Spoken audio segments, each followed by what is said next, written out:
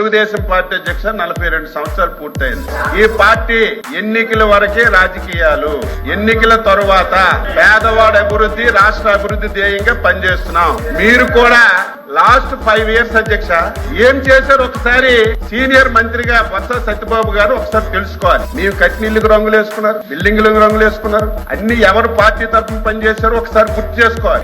మళ్ళీ చెప్తున్నాం ఈ ప్రభుత్వానికి శాసన మండలి ద్వారా మీ ద్వారా ప్రజలకు తెలియజేస్తున్నాం. ఈ పార్టీకి, ఈ ఎన్డీఏ ప్రభుత్వానికి రంగు లేదు, రుచి లేదు, వాసన లేదు, ధనవంతులు లేడు. ఈ పార్టీకి, ఈ ప్రభుత్వానికి క్రైటీరియా అధ్యక్ష, క్రైటీరియా పేదవాడే క్రైటీరియా. రాజకీయ పార్టీలతో సంబంధం లేదు, కులాలతో సంబంధం లేదు, మతాలతో సంబంధం లేదు. అర్హత కలిగిన ప్రతి ఒక్కరికి అన్ని పథకాలు ఇస్తాం. మీరు కూడా అర్హత కలిగిన వారికి ఏవైనా పథకాలు అందకపోతే ప్రభుత్వం దృష్టికి తండి. మళ్ళీ చెప్తున్నాం, ఈ ప్రభుత్వానికి, ఎన్డీఏ ప్రభుత్వానికి పేదరికమే క్రైటీరియా. ఎవడు పేదవాడున్నా, ఏ పార్టీ ఉన్నా తప్పనిసరిగా ప్రభుత్వం నుంచి అన్ని విధాల సహాయం అందిస్తామని మళ్ళీ ఈ సభ ద్వారా రాష్ట్ర ప్రజలకు తెలియజేస్తున్నాను.